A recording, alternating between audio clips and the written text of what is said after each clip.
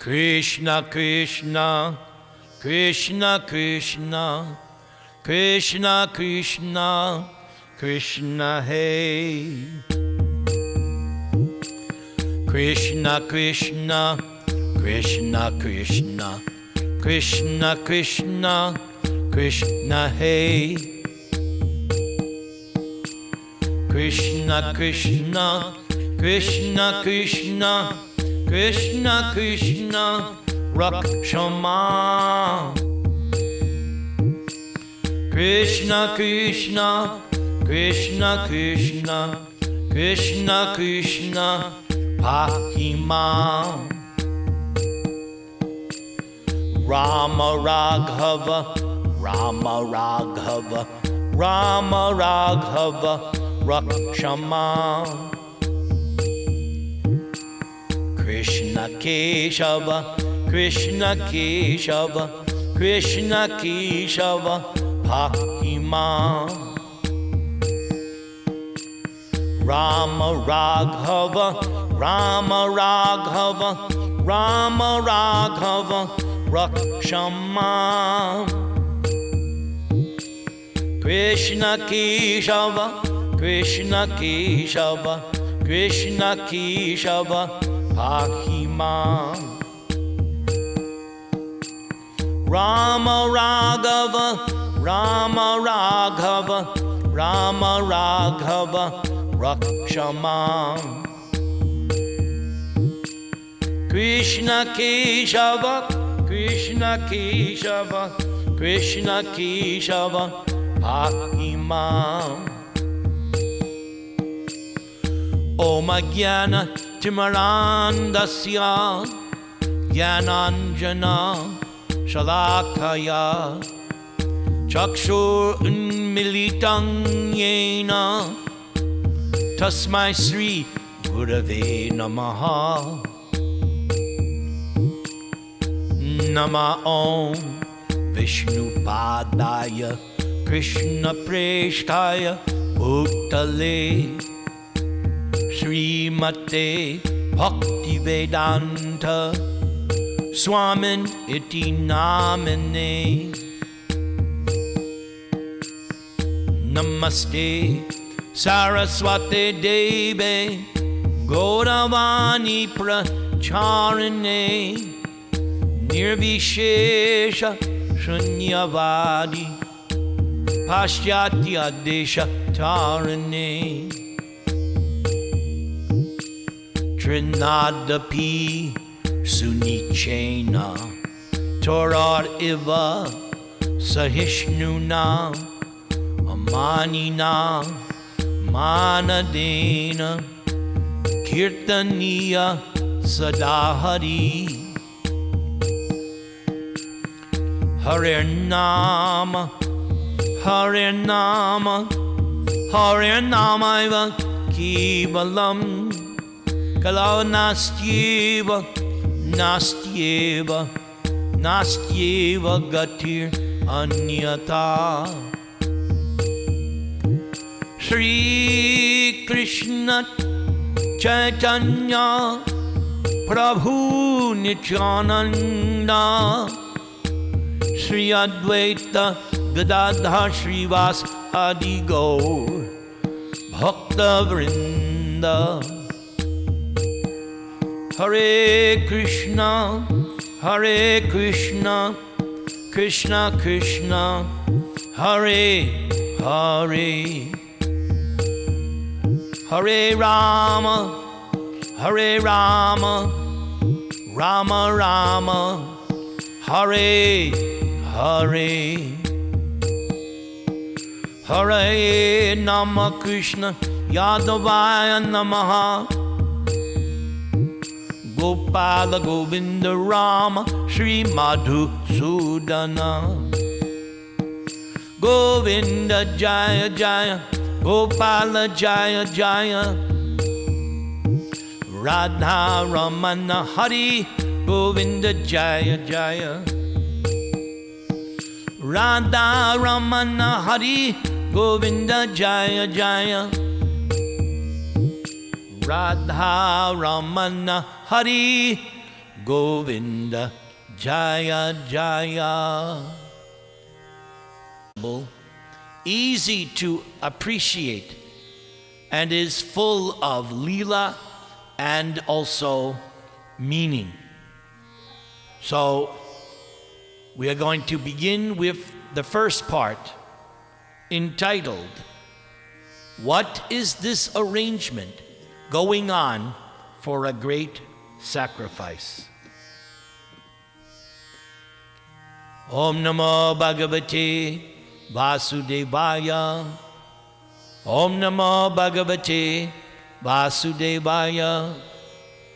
Om Namo Bhagavate Vasudevaya. While engaged with the Brahmanas, who were too much involved in the performance of Vedic sacrifices, Krishna and Balaram also saw that the cowherder men were preparing a similar sacrifice in order to pacify Indra, king of heaven, who is responsible for supplying water. As stated in the Chaitanya Charitamrita, a devotee of Krishna has strong and firm faith, Shraddha, strong and firm faith in the understanding that if one is simply engaged in Krishna consciousness and Krishna's transcendental loving service, then he or she is freed from all other obligations. Therefore, a pure devotee of Lord Krishna does not have to perform any of the ritualistic functions enjoined in the Vedas, nor is the pure devotee required to worship any demigod. Being a devotee of Lord Krishna, one is understood to have performed all kinds of Vedic rituals and all kinds of worship to the demigods. One does not develop devotional service for Krishna by performing the Vedic ritualistic ceremonies or worshiping the demigods.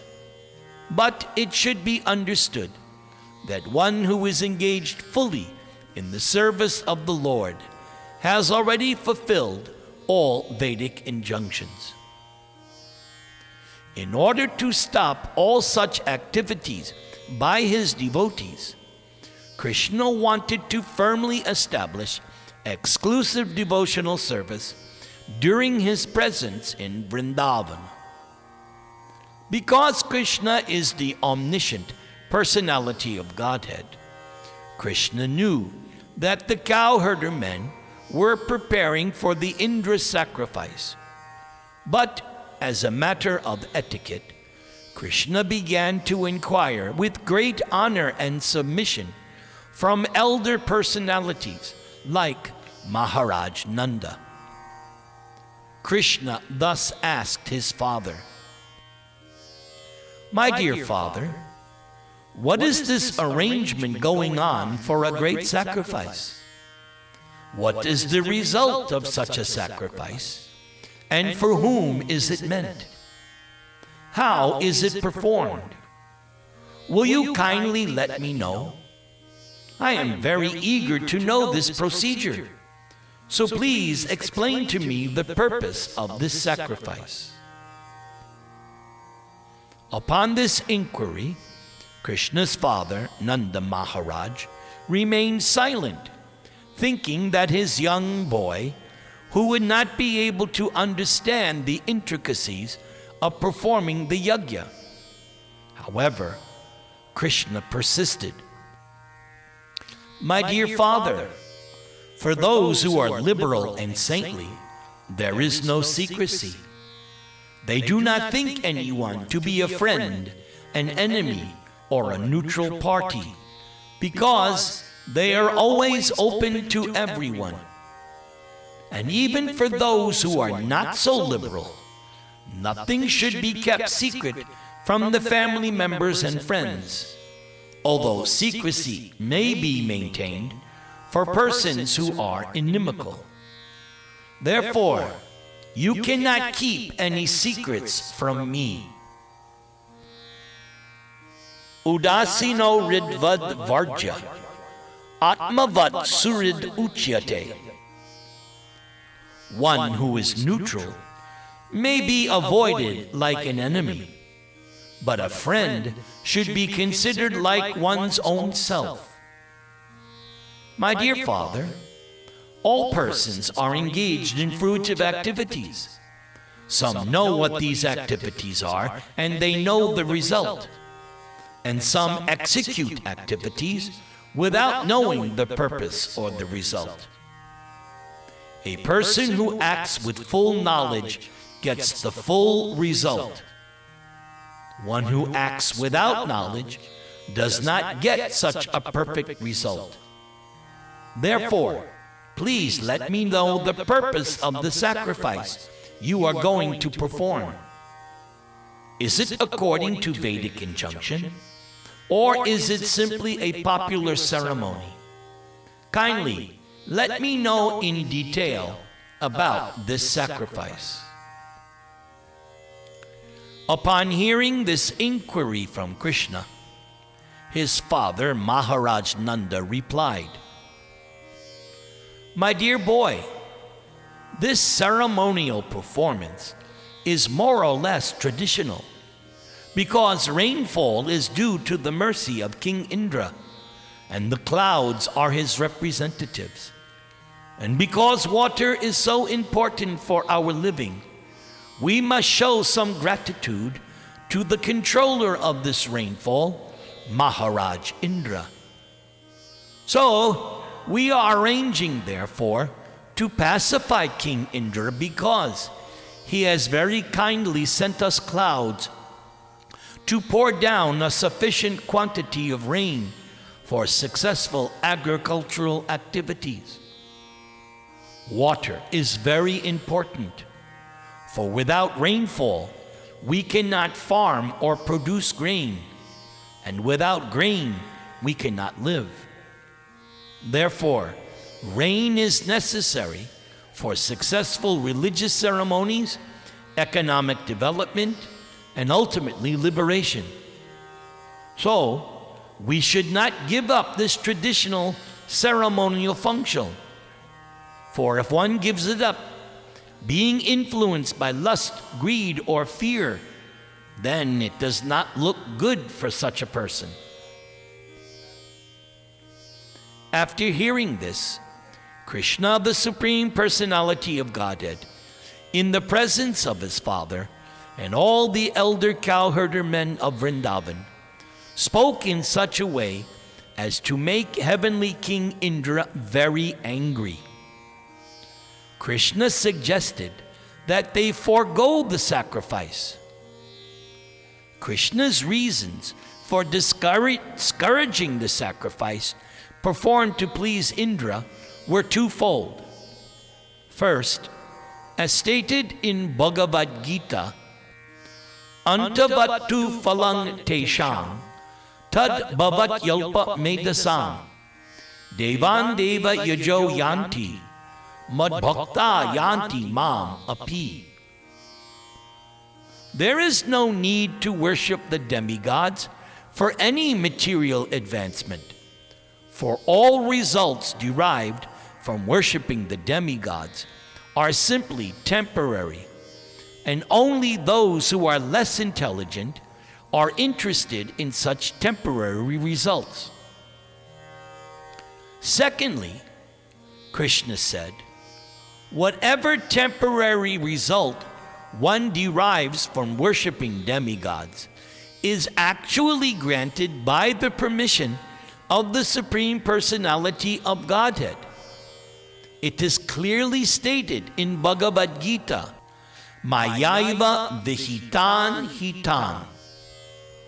Whatever benefit is supposed to be derived from demigods is actually bestowed by the Supreme Personality of Godhead. Without permission from the Supreme Personality of Godhead, one cannot bestow any benefit upon others. However, sometimes the demigods become puffed up by the influence of material nature, thinking themselves all in all. Thus they forget the supremacy of the personality of Godhead. In Srimad Bhagavatam, it is clearly stated that in this particular instance, Krishna specifically wanted to make King Indra angry. After all, Krishna's advent was especially meant for the annihilation of demons and protection of devotees. Now, of course, King Indra was certainly a devotee, not a demon. But because Indra was puffed up, Krishna wanted to teach Indra a lesson. So, Krishna first made Indra angry by stopping the Indra Puja, which had been arranged by the cowherder men in Vrindavan.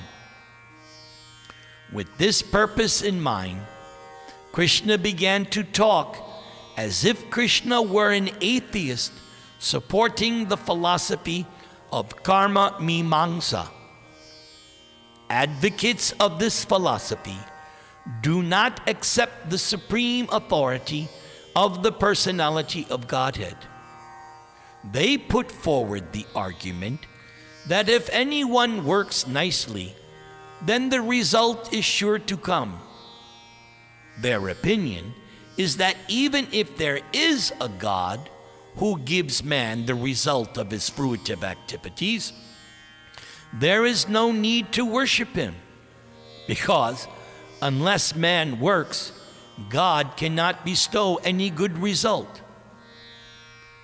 The advocates of karma Me Mangsa say that instead of worshiping a demigod or God, people should give attention to their own duties, and thus the good result will surely come. Hare Krishna, Krishna Krishna, Hare Hare, Hare Rama, Rama Rama, Hare Hare. So now we go to part 2, and this one is called Karma Me Mangsa.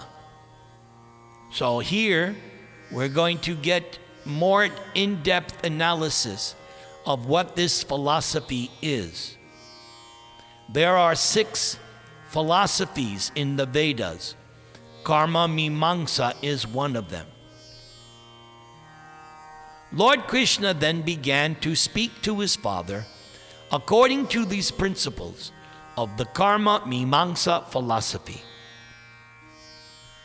My dear father, I do not think you need to worship any demigod for the successful performance of your agricultural activities. Every living being is born according to his or her past karma and leaves this life simply taking the result of one's present karma. Everyone is born in different types or species of life according to his or her past activities, and one gets his or her next birth according to the activities of this life. Different grades of material happiness and distress, comforts and disadvantages of life are just different results of different kinds of activities from either the past or present life. Maharaj Nanda and other elder members argued that without satisfying the predominating God, one cannot derive any good result simply by material activities. This is actually the fact. For example, it is sometimes found that in spite of first-class medical help and treatment by a first-class physician, still a diseased person dies. It is concluded, therefore, that first-class medical treatment or the attempts of a first-class physician are not in themselves the cause for curing a patient. There must be the hand of the Supreme Personality of Godhead. Similarly, A father and mother's taking care of their children is not actually the cause of the children's comfort. For sometimes it is found that in spite of all care by the parents, still the children go bad or succumb to death. Therefore, material causes are not sufficient for the results. There must be the sanction of the Supreme Personality of Godhead. And this is stated by Krishna in the 18th chapter of Bhagavad Gita by use of the word Daiva, providence, supersoul, or in this case, the hand of God. Nanda Maharaj therefore advocated that in order to get good results for agricultural activities, they must satisfy Indra, the superintending deity of the rain supply. However, Lord Krishna nullified this argument, saying that the demigods give results only to persons who have executed their prescribed duties. The demigods cannot give any good results to the person who has not executed the prescribed duties. Therefore, demigods are dependent upon the execution of duties, and the demigods are thus not absolute in awarding good results to anyone. So why should one care about them? Krishna continued to argue. My dear father, there is no need to worship the demigod Indra. Everyone has to achieve the result of his or her own work. We can actually see that one becomes busy according to the natural tendency of his or her work. And according to that natural tendency, all living entities, either humans or demigods, achieve their respective results.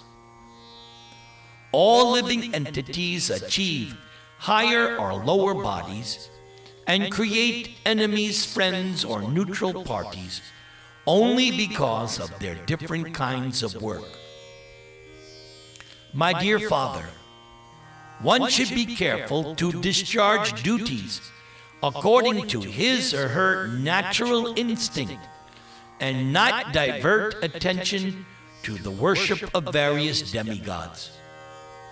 The demigods will be satisfied by the proper execution of all duties, so there is no need to worship them. Rather, let us perform our prescribed duties very nicely. Actually, one cannot be happy without executing his or her proper prescribed duty. One who does not therefore properly discharge his or her prescribed duties is compared to an unchaste wife.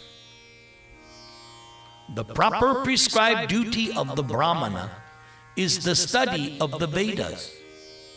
The proper duty of the royal order, the Kshatriyas, is engagement in protecting the citizens. The proper duty of the Vaishya community is agriculture, trade, and the protection of cows. And the proper duty of the Shudras is service to these other higher classes, namely Brahmins, Kshatriyas, and Vaishyas. My dear father, we belong to the Vaishya community, and our proper duty is to farm, to trade with agricultural produce, to protect cows, or even take to banking. Krishna identified himself with the Vaishya community because Nanda Maharaj was protecting many cows and Krishna was taking care of them. Thus, Krishna enumerated 4 kinds of business engagements for the Vaishya community, namely agriculture, trade, protection of cows, and banking. Although Vaishyas can take to any of these occupations, the men of Vrindavan were engaged primarily in the protection of cows. Krishna then further explained to his father, this cosmic manifestation is going on under the influence of the three modes of material nature: goodness, passion, ignorance. These three modes are the causes of creation, maintenance, and destruction. The cloud is caused by the action of the mode of passion. Therefore, it is the mode of passion which causes rainfall. And after rainfall, the living entities derive the result, namely, success in agricultural work. So what then has Indra to do in this affair? Even if you do not please Indra, what can he do? We do not derive any special benefit from Indra. Even if he is there, he pours water on the ocean also, where there is no need of water. So Indra is pouring water on the ocean or on the land. It does not depend upon our worshiping him. As far as we are concerned, we do not need to go to another village or city or a foreign country. There are palatial buildings in the cities, and we are satisfied living in this forest of Vrindavan. Our specific relationship is with Govardhan Hill and Vrindavan forest and nothing more.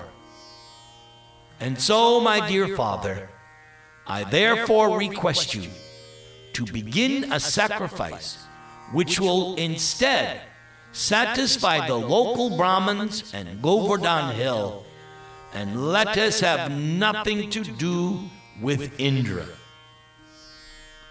Hare Krishna, Krishna Krishna, Hare Hare, Hare Rama, Rama Rama, Hare Hare.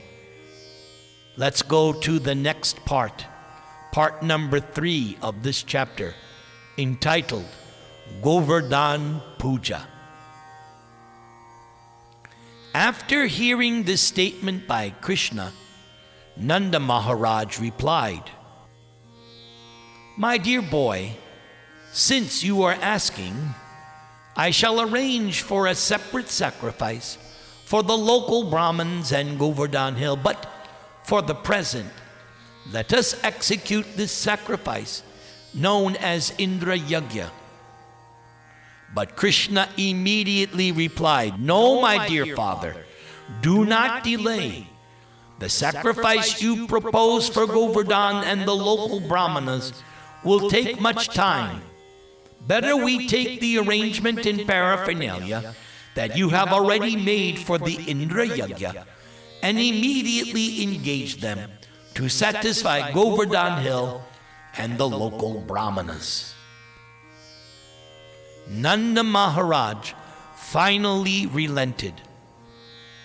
The cowherder men then inquired from Krishna how he wanted the yagya performed, and Krishna gave them the following directions. And I must tell you, whenever I read this section, I become very, very hungry. Let's see if you have a similar reaction.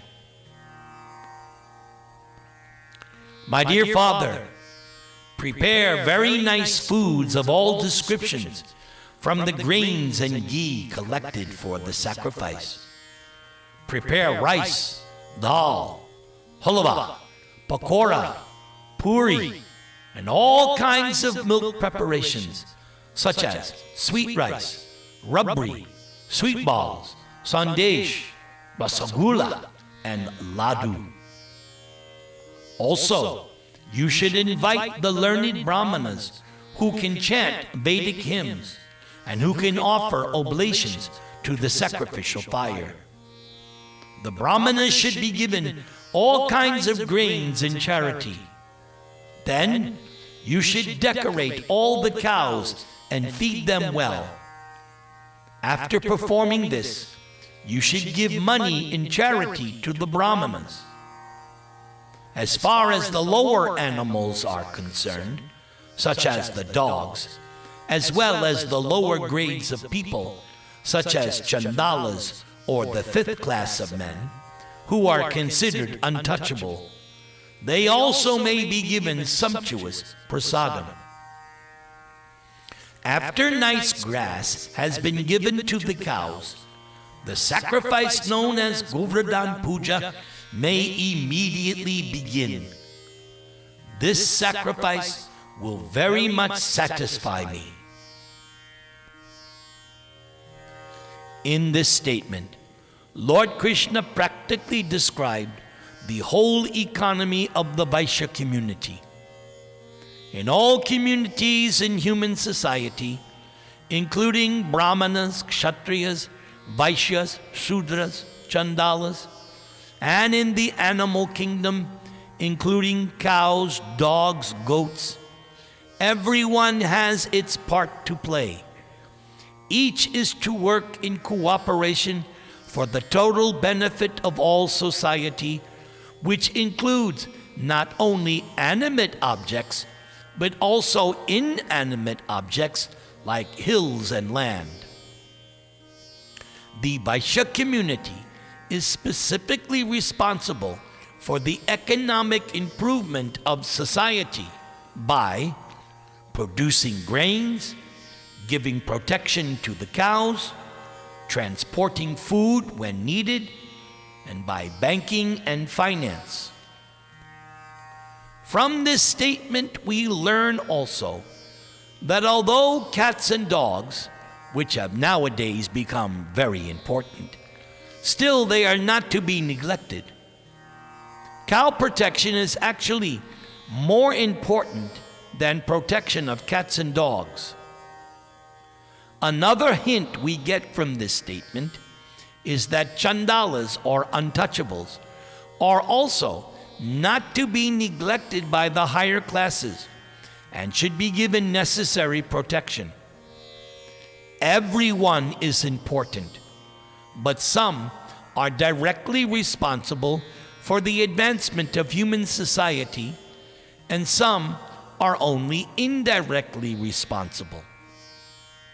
However, when Krishna consciousness is there, then everyone's total benefit is taken care of. The sacrifice known as Govardhan Puja is observed in the Krishna consciousness movement. Lord Chaitanya has recommended that since Krishna himself is worshipable, so Krishna's land, Vrindavan, and Govardhan Hill is also worshipable. And to confirm this statement, Lord Krishna said that Govardhan Puja is as good as worship of himself. And so, from that day, Govardhan Puja has been going on and is known as Annakuta. In all temples of Vrindavan or outside of Vrindavan, huge quantities of food are prepared in this ceremony and are very sumptuously distributed to the general population. Sometimes the food is thrown to the crowds, and still they enjoy collecting it off the ground. From this we can understand that prasadam offered to Krishna never becomes polluted or contaminated, even if it is thrown on the ground. The people therefore collect it and eat it with great satisfaction. The Supreme Personality of Godhead, Krishna, therefore advised the cowherder men to stop the Indra Yagya and begin Govardhan Puja. And Krishna did this in order to chastise Indra, who was very much puffed up at being the supreme controller of the heavenly planets. The honest and simple cowherder men, headed by Nanda Maharaj, thus accepted Krishna's proposal and executed in detail everything Krishna advised. They performed Govardhan worship and circumambulation of Govardhan Hill. Following the inauguration of Govardhan Puja, people in Vrindavan still dress nicely and assemble near Govardhan Hill just to offer worship and circumambulate the hill, leading their cows all around. According to the instruction of Lord Krishna, Nanda Maharaj and the cowherder men called in learned Brahmins and began to worship Govardhan Hill by chanting Vedic hymns and offering prasad. The inhabitants of Vrindavan assembled together, decorated their cows, and gave them grass. Keeping the cows in front, they began to circumambulate Govardhan Hill. The gopis dressed themselves very luxuriantly, and they sat in bull-driven carts, chanting the glories of Krishna's pastimes. Assembled there to act as priests for Govardhan Puja, the Brahmanas offered their blessings to the cowherder men, their wives. When everything was complete, Krishna assumed a great transcendental form and declared to the inhabitants of Vrindavan, "I am Govardhan Hill." Krishna did this in order to convince devotees that Govardhan Hill and Krishna himself are identical. Then Krishna began to eat all the food that was offered there. The identity of Krishna and Govardhan Hill is still honored, and great devotees take rocks from Govardhan Hill and worship them exactly as they worship the deity of Krishna in the temple. Followers of the Krishna consciousness movement may therefore collect small rocks or pebbles from Govardhan Hill and worship them at home, because this worship is as good as deity worship. Now, the form of Krishna who began to eat the offerings was separately constituted, and Krishna himself, along with the other inhabitants of Vrindavan, offered obeisances to this deity of Krishna as well as to Govardhan Hill. In offering obeisances to the huge form of Krishna and Govardhan Hill, Krishna declared, "Just see how Govardhan Hill has assumed this huge form and is favoring us by accepting all of our offerings." Krishna also declared at the meeting, "One who neglects to worship of Govardhan Puja, as I am personally conducting it, will not be happy. For there are many snakes on Govardhan Hill, and persons neglecting the prescribed duty of Govardhan Puja will be bitten by these snakes and killed." In order to assure the good fortune of the cows and yourselves, all people of Vrindavan near Govardhan must worship this hill as prescribed by me. Thus, performing the Govardhan Puja sacrifice, all the inhabitants of Vrindavan followed the instructions of Krishna, who is also known as the son of Vasudeva. And then afterwards, they returned to their respective homes. Hare Krishna, Krishna Krishna Hare Hare, Hare Rama, Rama Rama Hare Hare.